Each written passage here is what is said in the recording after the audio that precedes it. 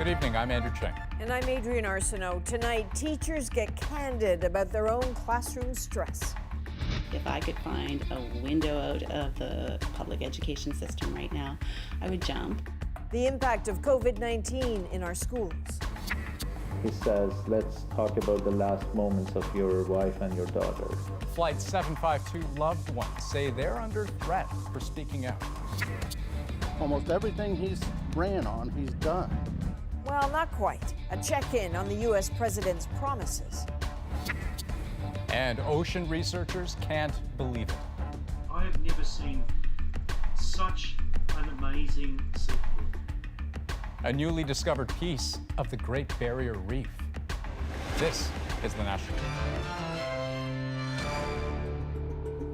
Tonight, we tackle COVID-19 in ways we can all relate to. Put aside for a moment the direct threat the virus might pose to you. And think of how its impact has radiated outwards, affecting really important aspects of your life. It's taken away a physical outlet that helps with mental balance. It has filled many with dread at the state of their loved one's care and anger at the lack of it.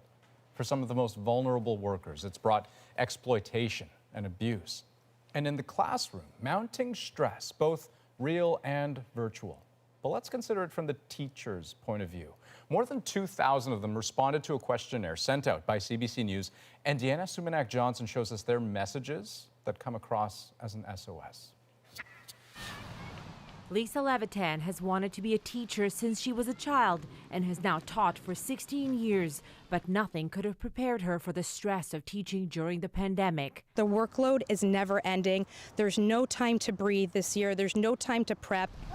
As a union steward in her school, she's also heard from colleagues. They're not eating, they're not sleeping, they're very overwhelmed.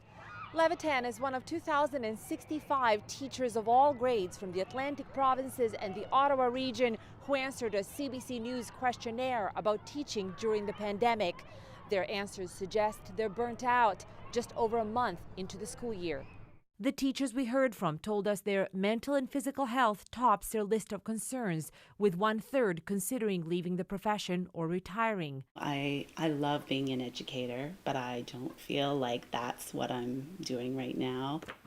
This was true even for respondents from Nova Scotia, a province that has had low infection numbers. I feel like I'm a COVID rule enforcer, and if I could find a window out of the public education system right now, I would jump. Those COVID rules, like distancing, could be behind the stress, with 3/4 of teachers who replied saying that keeping social distance from students in class was not possible very often or not at all. In a statement, the spokesperson for the Ontario Minister of Education, Stephen Lecce, said the Ministry of Education provided health and safety training for all school board staff. One day was specifically dedicated to mental health and well-being. And conversations about stressed teachers are important to have because they affect students too, says this developmental psychologist. Essentially, they're not able to transfer and those feelings of safety onto the students. And the reason why that's important is because without that, learning is not really possible. In a year where the education system is facing test after test, the thousands of responses show it's failing some of its teachers physically and mentally. Deanna Sumanak-Johnson, CBC News, Toronto. And we are going to dig deeper into the risks of being in a bricks and mortar classroom. And if you've ever wondered, are schools perhaps safer than we thought? Well, stick around to hear from 2 infectious disease doctors a bit later on that. Canada's Public Health Agency put out official numbers today on the death toll from COVID-19 in long-term care homes and reinforced the measures needed to protect residents. In the screening every day of anyone who enters facilities, rapidly testing people who are ill, and doing widespread testing if there's an outbreak. As of August 21st, roughly 80% of COVID-related deaths occurred in long-term care homes. That's just over 7,200 lives lost. 2/3 of them in Quebec, more than 1/4 in Ontario, and then a big drop to 153 deaths in Alberta, 145 in BC, 57 in Nova Scotia. So we've always known people in these homes are at incredible risk. And you heard Dr. Tam there mention some of the measures needed to protect them. But at Manitoba's biggest and deadliest outbreak, safety measures fall short. Jillian Kubra has that. Albert Lee's mother died just weeks after moving into Parkview Place, and he's still shocked at what happened. She wasn't isolated. He's learned that the care home didn't separate her from her roommate after his mother tested positive. Instead, their beds were pushed apart and end tables put between them. It's time to revamp the healthcare industry because I don't think it should be an acceptable practice. His mother, Pac Lee, died October 6th. The Winnipeg Regional Health Authority says it's working to keep positive patients together, but acknowledges the virus has spread to most floors of the 12-story building. Crowding within rooms and shared roommates is a risk factor. Dr. Nathan Stahl studied the impacts of the virus in long-term care homes during the first wave of the pandemic in Ontario. Almost a third, 31% of all deaths could have been averted if care home residents were all in single rooms as opposed to double or four-person rooms. He says if there's not enough room to house residents individually, barriers can be put up, and jurisdictions should consider alternatives like hotels or stadiums. Lee wants Manitoba to take over management of the for-profit care home run by Revera. Why aren't they learning the lessons from the neighboring provinces and taking action on those? Revera says it's bringing in more staff and testing all residents. The health minister says there's no plans to take over Parkview Place, although nothing is off the table. In a statement, the minister says, "Our government has been diligently preparing since the beginning of this pandemic. We believe that our early interventions and actions have prevented further negative outcomes." Little consolation for Lee. His family celebrated his mother's life last week virtually. The teacher, mother, and restaurant owner died just shy of her 103rd birthday. Jill Kubra, CBC News, Winnipeg. Now, Manitoba won't go there yet, but Ontario has ordered new management at a privately run care home. Millennium Trail Manor in Niagara Falls is now being run by the Regional Health Authority there. The province says this is a temporary measure to control an escalating number of cases, but no one will say how many there are. As work life has come into the home for so many Canadians, some families have counted on migrant care workers to help them through. But now, some of those workers say the pandemic is being used against them, and they're looking for protection. Magda Gabrisalasa has the details. Overworked, underpaid, caring for the young and old in private homes. Today, already vulnerable migrant care workers, now under pressure in a pandemic, spoke out.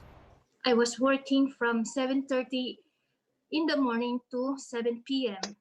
and watching the kids, but I keep being paid same as before. I was exhausted. It feels very sad. This woman shared what happened with her last employer with advocacy groups. From July to September, they carried out a small survey. About 200 of Canada's 25,000 workers responded. Mostly racialized women filled out a survey sharing their experiences of abuse, exploitation, fear, and stress. They did so by text, social media, and emails. Advocates were troubled by what they heard. Employers are also refusing to let workers leave the homes because of COVID-19. They're using COVID-19 as an excuse. Now it's calling for the government to protect these workers, including making them permanent residents now. Harpreet Kaur says she applied late last year and is still waiting. Meanwhile, her work permit will soon expire. That is why I am scary right now. When my work permit expires, my health card will also expire. This academic says there's a power imbalance between employers and migrant workers. That can only be fixed by giving permanent resident status to essential workers. And this means workers in all sorts of industries and employment environments. The government says it's committed to fixing some unacceptable gaps brought to light by the pandemic, saying that includes considering new pathways to permanent residence. Magda Gabrisalasa, CBC News, Toronto. So let's take a look at some of the latest pandemic data now, starting with just the raw numbers, but then I'm going to show you something. So in BC, 287 cases, 410 in in Alberta. Manitoba's surge continues with 170, and with much higher numbers, Ontario and Quebec with 834 and 929 respectively. But let's try that again, taking population into account. The numbers from Health Canada this week on a per capita basis. As you can see, Manitoba leads Canada in rates of infection, more than 1,600 active cases per million people, followed by Alberta and Quebec with more than 1,000 each, then Saskatchewan and Ontario, each having around 500 cases per million people. Now, gyms and fitness centers are often cited as places that explain those climbing numbers, with thousands ordered closed at one time or another. But as Cameron McIntosh explains, many owners and users fiercely disagree, with some facilities now closed, demanding they be allowed to reopen. Kicking, punching, sweating. Before COVID, lunch hours here were packed. Today, it's just one client in Tim Ewan's kickboxing gym. We've definitely dropped our membership. Still, he'll take it over shutting down again. So you're just hanging on, basically? I'm hanging on, yeah. And yeah, that's, you know, just making people aware that we are still available here. For now, at least, Manitoba is letting Winnipeg keep its gyms and recreational facilities open.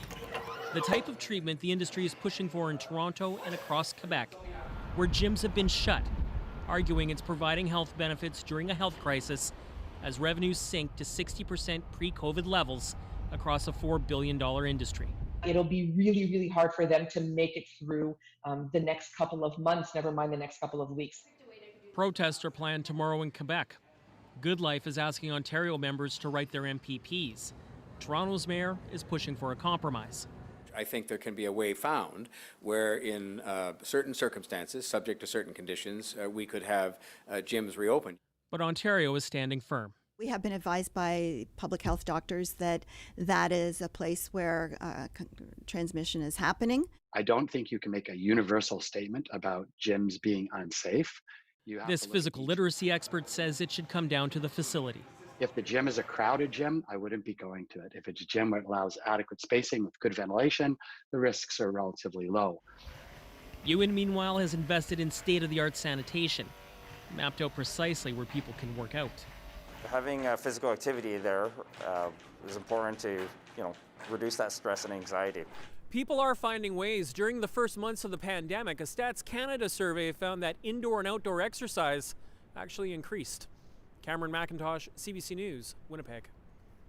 Now, a sliver of upbeat news today from the Canadian retail sector. Dozens of David's Tea locations are set to reopen. The Montreal-based tea shop was hit hard by COVID-19 and did go into bankruptcy protection. It shut down about 200 locations and shifted to online sales. But now, some 45 stores will reopen under a new chain called Tea Kettle. The company says it'll employ about 250 people. Now to COVID-19 in the U.S. More than 500,000 Americans contracted coronavirus in the last 7 days. That's the highest week-over-week total yet. 6 days before the election, that detail caught the attention of the candidates. We're on an upward slope of a bigger wave of confirmed infections than anything we experienced to date. We got to get back to normal, but you got to open up the states. Because we understand it now, we understand it. People are getting better. So far, more than 75 million votes have already been cast in the 2020 election. That is more than half of the total votes cast in 2016. Now, the candidates have more than COVID on their minds. They're also talking about the violence in Philadelphia following the latest police shooting of a Black American. There is video and audio of that moment, and it is disturbing. And so a caution, we will show you part of it in Stephen D'Souza's story. For the last 2 nights, protesters have marched through Philadelphia, while looters have run unchecked, the anger and violence fueled by the death of Walter Wallace Jr. Today, stores were boarded up and residents picked up the pieces. This is not the way to display your anger towards what's going on. At least 30 officers have been injured, dozens of people arrested. Yo, crazy, young. New video shows the shocking final moments of Wallace Jr.'s life. Police confronted him on Monday. He had a knife and a history of mental illness. The two officers fired 14 times. Police say Wallace Jr. refused to drop the knife. His family was watching. They say they called 911 for help for a mental health crisis. Unfortunately, the officers were not equipped with A, the training, or B, the proper equipment.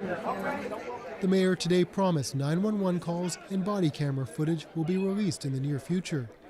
Walter Wallace Sr. called for answers and calm. I don't condone no violence, tearing up the city, looting up the stores, and all this chaos going. The shooting and its aftermath comes during a heated presidential election in which Donald Trump has used images of violence and looting on American streets to motivate his supporters. A Democrat-run state, a Democrat-run city, Philadelphia. We don't have that. We don't have it. The Republicans don't have it. There is no excuse whatsoever for the looting and the violence. None whatsoever. Residents promise the protests will continue. We protested for George Floyd. You better believe we're going to protest for our own citizen of our neighborhoods. The city has imposed a curfew, setting the stage for another tense night on Philadelphia's streets.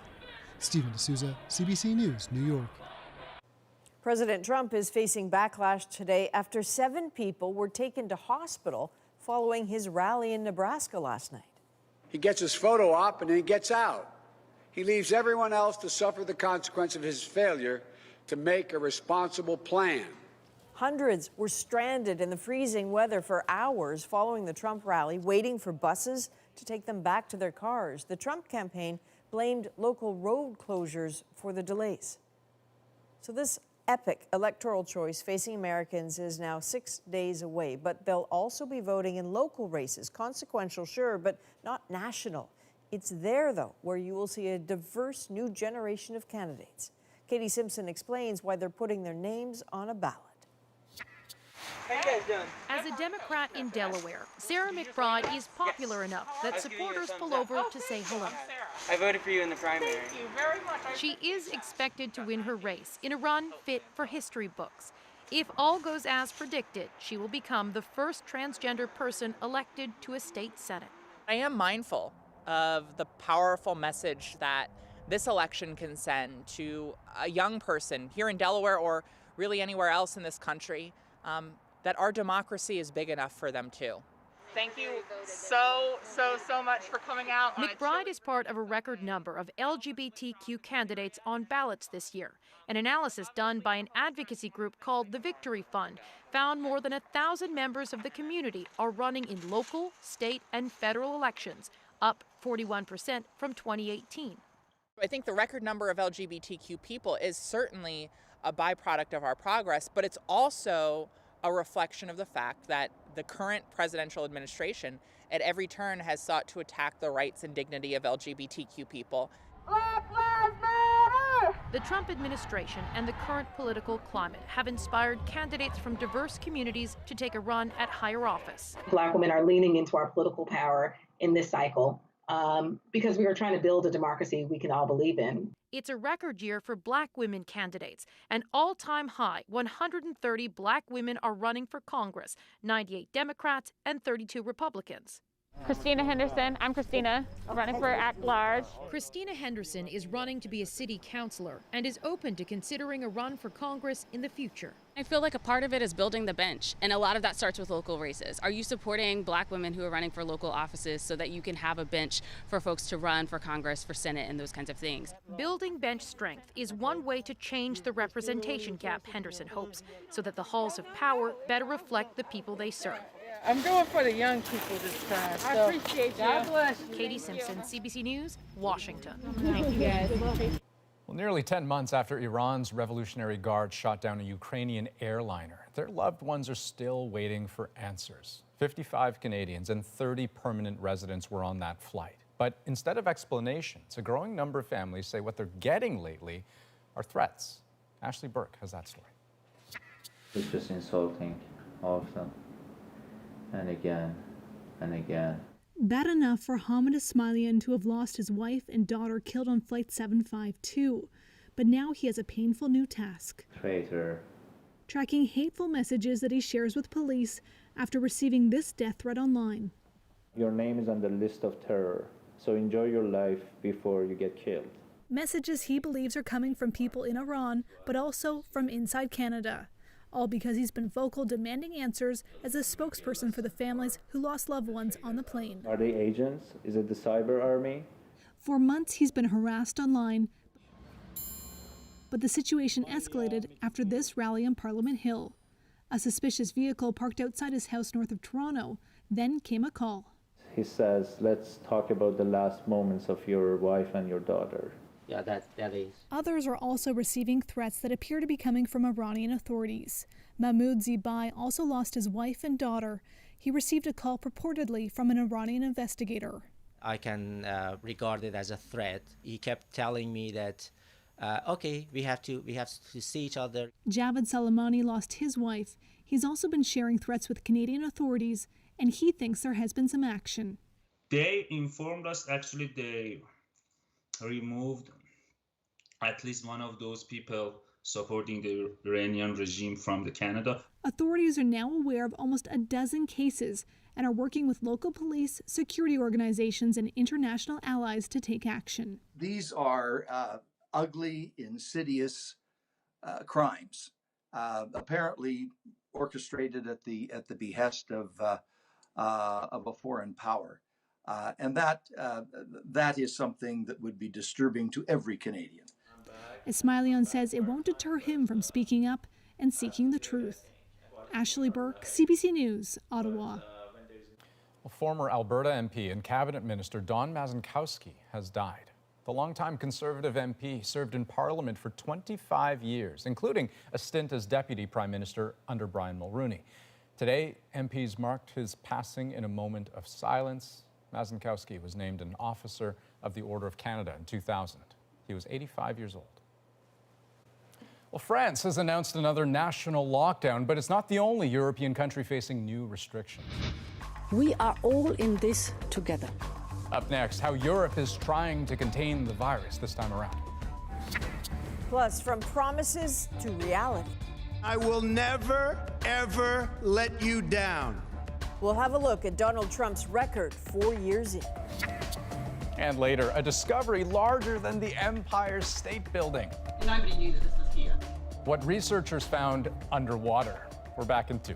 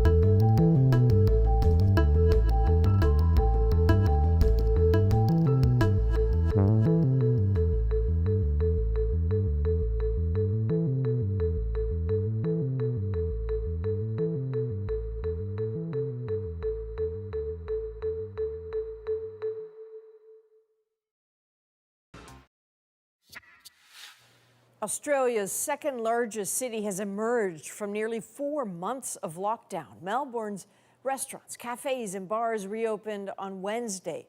Meanwhile, Europe continues to account for nearly half of new cases globally.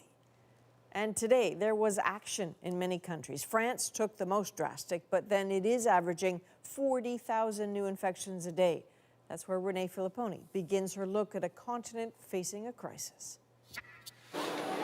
An air transfer of a COVID patient in France illustrates how serious the situation is as hospitals start to fill up yet again. Tonight, in an address to the nation, President Emmanuel Macron ordered a second nationwide lockdown. J'ai confiance en nous, en vous. I have trust in us, in you, trust in our capacity to get through this challenge, he said. All non-essential businesses will be closed starting Friday, but schools will stay open. Anyone leaving their home will need signed documentation. It's an emotional roller coaster, says this man. I'm a bit sad, but I can still understand. Germany is also taking a new hard line today.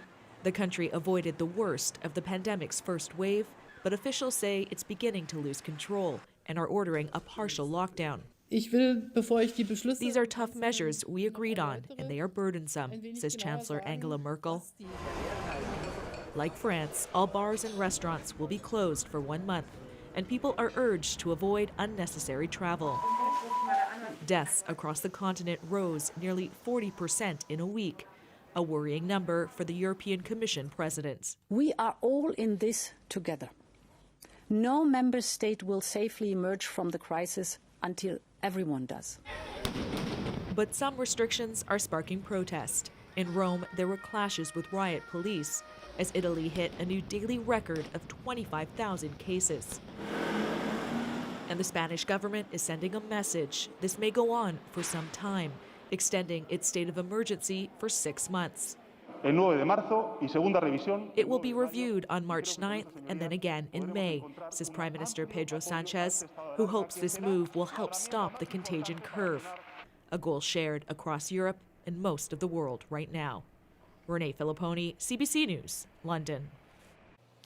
Things are getting worse in Russia as well, especially in regions outside the major cities. As Chris Brown found out, and as you're about to see, crowding at healthcare facilities is just the start. It gets much more grim than that. The horror stories about COVID-19 ravaging rural Russia are hard to watch. This video shows dozens of corpses in the basement of a hospital in the Siberian city of Novokuznetsk. It was arguably worse in Barnaul Hospital number 12. One of the bodies left out like that was Artemy Pachenko's aunt, Ludmila. He says by the time doctors told him and he got her body back 10 days later, it was bloated and unrecognizable. We were hoping it would be more civilized, that her body was refrigerated somewhere, not just left like this on the floor. Maria Sertsevo got COVID and in a social media post said she was turned away from a Barnaul hospital. Incredibly, doctors told her to go home and to blow into a balloon to strengthen her lungs. One of the worst stories has come out of Rostov-on-Don, where 13 patients on ventilators died when the hospital there ran out of oxygen. Today, 2 senior administrators were fired. This doctor and professor says he sees little relief for rural Russia's cash-starved healthcare system. In general, in Russia, things are going to worse, but on what scale, it is difficult to estimate. As for Russia's much-hyped vaccine, Sputnik V, it's still in stage 3 trials and slower at generating data than some of its Western competitors. But the promises about how it will soon save the country continue. We will administer the vaccine to 70% of the country, and within 10 to 12 months, Russia will make this disease vaccine manageable, said its creator, Alexander Ginsburg. In the meantime, there's a frantic effort to find beds. In hard-hit Barnaul, that even means converting a shopping center into a COVID ward. Chris Brown, CBC News, Moscow. Well, when we come back, we revisit the well-being of kids and teachers in schools. And we'll ask the question, is it possible we've taken restrictions too far? Hear from our panel of doctors. And from the border wall to the Supreme Court, did Donald Trump deliver on his big promises? That's coming up.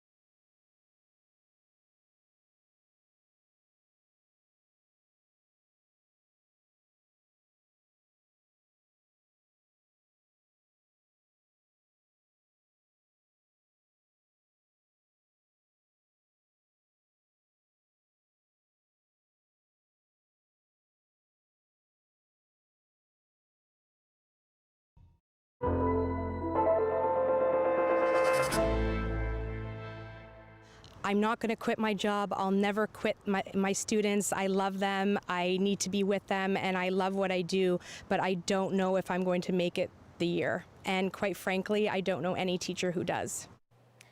Welcome back. That's Lisa Levitan, who we heard from earlier in the program. She's a teacher in Ottawa who is struggling. Safety restrictions, physical distancing, and virtual learning have all forced a major recalibration of how schools work in this country. So let's talk about what's working and what's not working. Join me now, infectious diseases specialist Dr. Suman Chakrabarti and Dr. Lenora Saxinger. Hello to the both of you. Dr. Saxinger, maybe I'll start with you because physical distancing, I mean, that's one thing that came up over and over again as something that's not working. A majority of teachers who, reached out to us telling us that kids aren't actually able to maintain physical distance at all times. What's your reaction to that?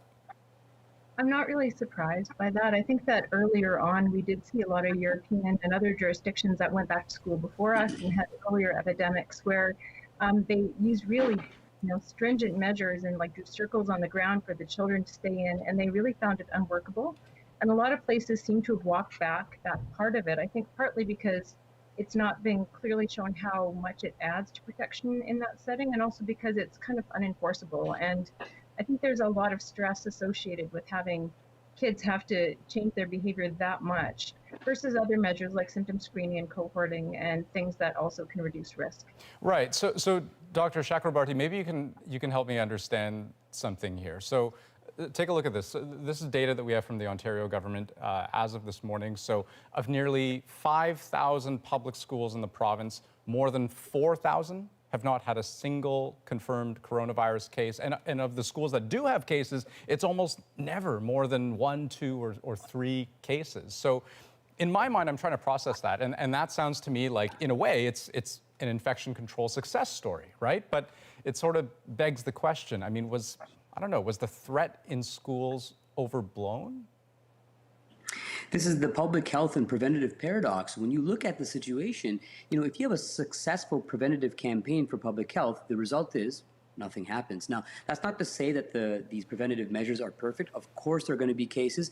And unfortunately, we will see, the occasional more school closure. But for the most part, with the hard work of our teacher colleagues as well as students themselves, things seem to be going okay, and there's a precedent for that. We saw that in other countries as well in Europe. So this is a good start, but there's still a lot more of school year to go. But can we say then definitively that the infection rate in schools isn't what's driving infections in the community, that it's sort of flipped?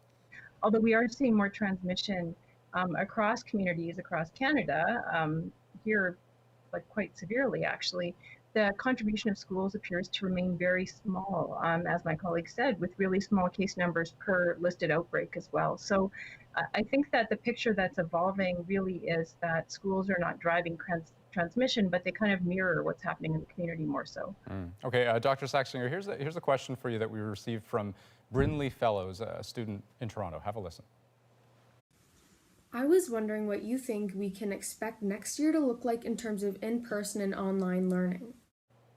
And that's a decision that both students and parents will have to sort of face and constantly reevaluate. So what's your answer there? Well, I mean, I think none of us have a crystal ball, but the features that we're going to be looking for are the experience over the rest of the fall and winter, what happens with school openings and closures, and actually, importantly, whether or not we can actually start getting to the question of which of the protective measures are the most high yield ones. And how we can try to continue to normalize the school experience if possible and still maintain safety for kids and teachers. So the third thing will be whether or not there's a vaccine available, which might happen partway through like the second quarter or later of 2021. And that would also really change the way that we look at the risks. So I think it's going to be really dynamic, and the full span of possibilities is still open as far as I can tell. Right. So clearly a tough question to answer, but Dr. Chakrabarti, what if I put it to you this way? What if you had to answer that question now? I mean, is it a better idea to put your kid in class in a physical environment or do the virtual learning, given what we know about the infection rate in schools? I think looking at it now, I would have been comfortable at the beginning as well with my own kids. I think that right now we're seeing that, again, the infection rate has not exploded in the schools. I'm not saying that it can't later on, but I think that right now it's safe. I think that also in-person learning is such an important part of our children's development. So I would want my kids to be in class. Things might change in a couple of months, but for right now, that's how I would answer. But how would you then, let me ask you this, how would you improve things? Because Dr. Saxinger has made the point in a couple different ways that there are a whole lot of different vectors, right? And physical distancing is just one of them. So knowing what we know, what would you fine tune about, I don't know, the way we control infections in schools going forward? That's a really good point. I think the thing that is what actually can we relax, as Dr. Saxinger was saying, because I think that there are things that are making school very unenjoyable, no extracurricular activities. But if you look at these things, you might see that some extracurricular activities might be just as safe as they were before. And, reintroducing can bring some of that enjoyment back. Maybe we can have a bit of a bigger class size if you have good ventilation. Doctors, wonderful to talk to you and wonderful to learn from you. Thank you so much. Thank you. Thanks for having us. Indeed. And after the break, putting Donald Trump's record to the test. How the U.S. president's promises hold up 4 years later. Plus, we're finding a reef as tall as the Empire State Building or the Eiffel Tower. A surprise discovery in the Great Barrier Reef. We'll be right back.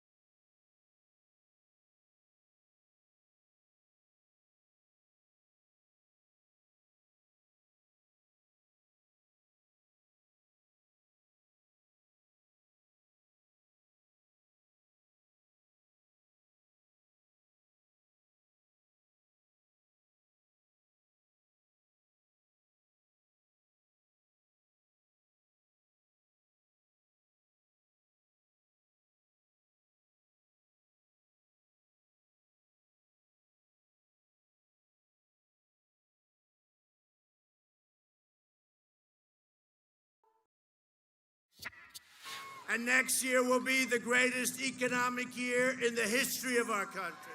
We will deliver record prosperity, epic job growth, and a safe vaccine is coming very quickly.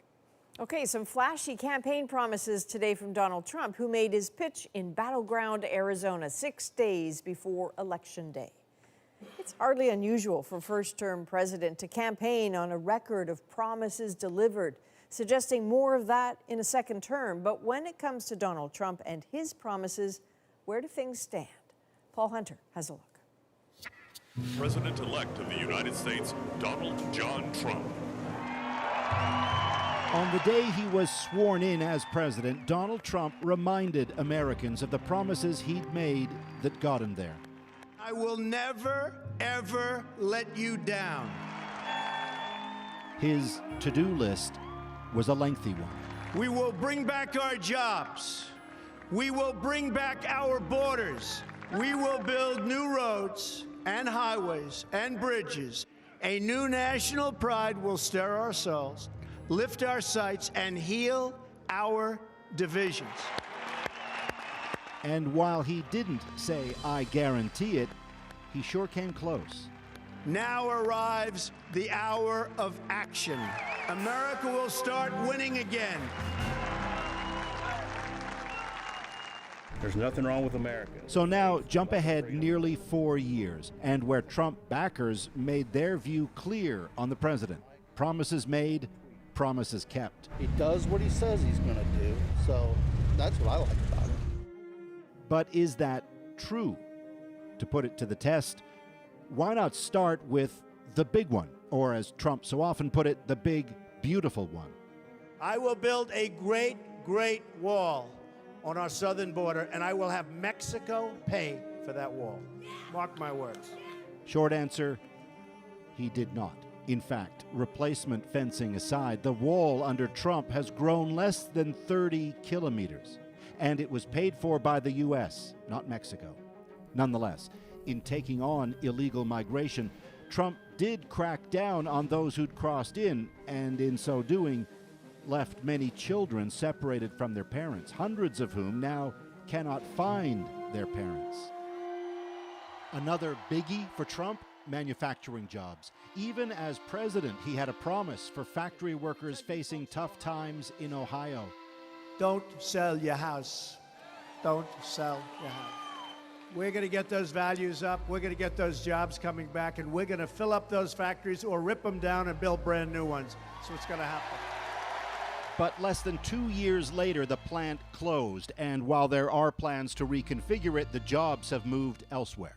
Overall, under Trump, manufacturing jobs did go up, but only at the same pace as under Barack Obama, and when COVID struck, that growth collapsed. Then there's healthcare. We will repeal and replace disastrous Obamacare. It has not been repealed or replaced, and Trump has yet to make public his healthcare plan. Indeed, critics point to a number of unfulfilled pledges. Those roads and bridges he promised to repair or rebuild mostly were not. The coal industry has not been revived. And despite pledging to eliminate the U.S. national debt, on his watch it's jumped from $19 to $27 trillion. We are going to drain the swamp. Trump often said he'd improve government ethics, and while he's taken some steps on that, critics point to his own family now on staff at the White House and his own properties used to profit from government business. And yet, Trump supporters, many voting early for him right now, are correct when they say, hold on a second, he's kept plenty of promises. Chief among them, tilting the U.S. judiciary to the right. We are going to appoint justices of the United States Supreme Court who will uphold our laws and our Constitution. I, Amy Coney Barrett. Not only has Trump now installed 3 staunch conservatives to the Supreme Court, he's also named some 200 others to lower-level positions, reshaping the U.S. court system for generations. Conservatives love him for that. He did reduce taxes, including for corporations and small businesses, though it was the wealthy who benefited most.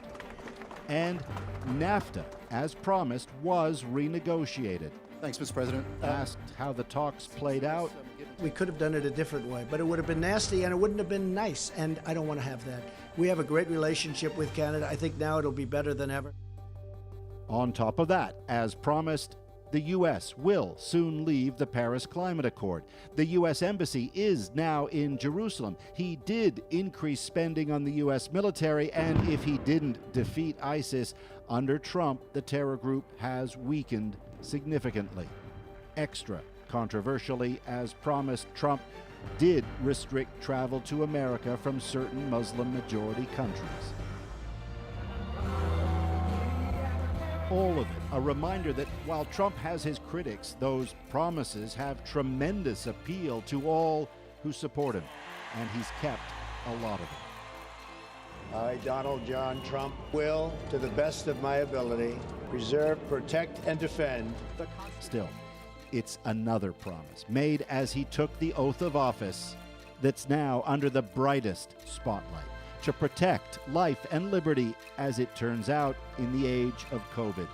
It's on that, say critics, he'll now be judged. Paul Hunter, CBC News, Washington.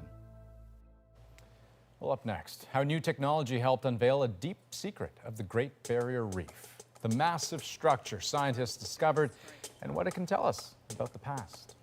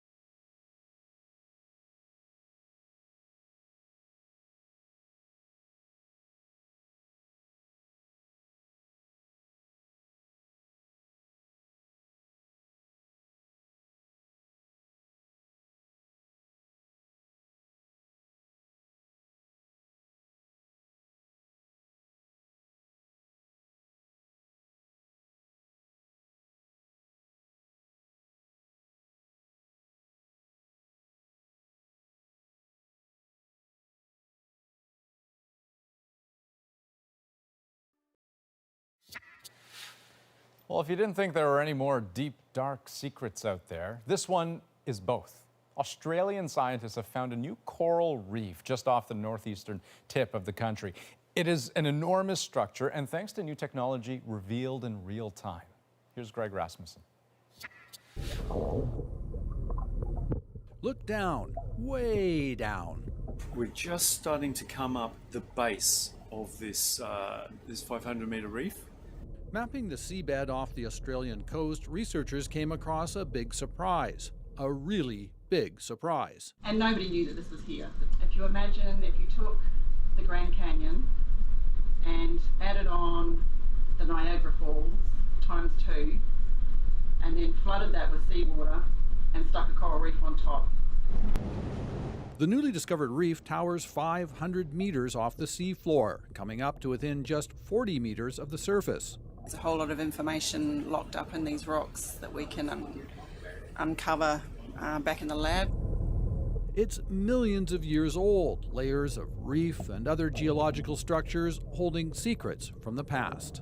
A really remarkable landscape. It's like I have never seen such an amazing seafloor.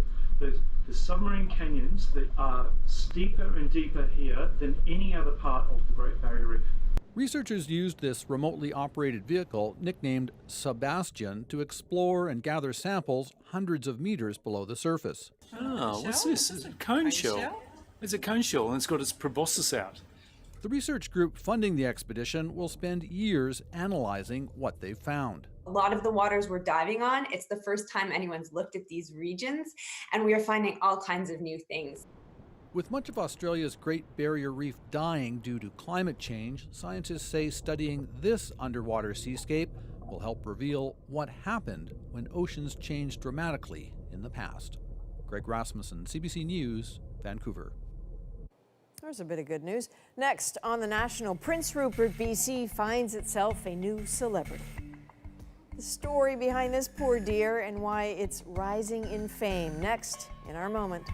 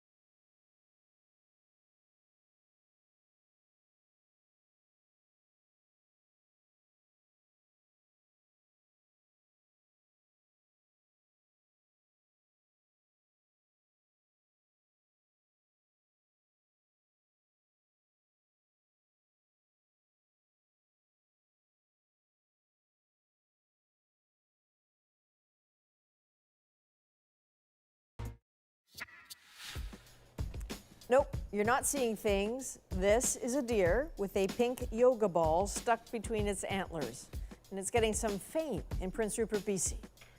The story behind the new deer in town is our moment. Boyfriend went outside to let his dad's dog out, and he called into the house and said, "Hey, come look at this deer." First, I kind of thought he said that the deer was playing with the ball. I come outside and I see this deer and a big pink ball stuck between its antlers. It took me by surprise. The last one we seen was Hammy 2.5 years ago. Someone just came across this deer with a big purple hammock in his antler. And so people, started following Hammy and updating Facebook and saying, "Oh, this is where Hammy's at." And I got a good laugh out of it. And I just posted it on Facebook, though, to give some people something to laugh about. I just think it's pretty funny and neat to see a deer like that. So listen, it is certainly an unusual sight. I will say, tragically, we don't have the answer to the most critical part of this, which is the ball still there, right? The hope right now is, and particularly from wildlife officials, is that it'll deflate on its own, but we don't know. Or is the deer embarrassed? Has it caught a glimpse of itself in the water somewhere and realized it? In a year where we're all trying to keep it on the rails, I feel like I can relate to the disheveled nature of having a yoga ball Fair enough. between your hands. Fair enough. That is a national for October 28th. Good night. Good night.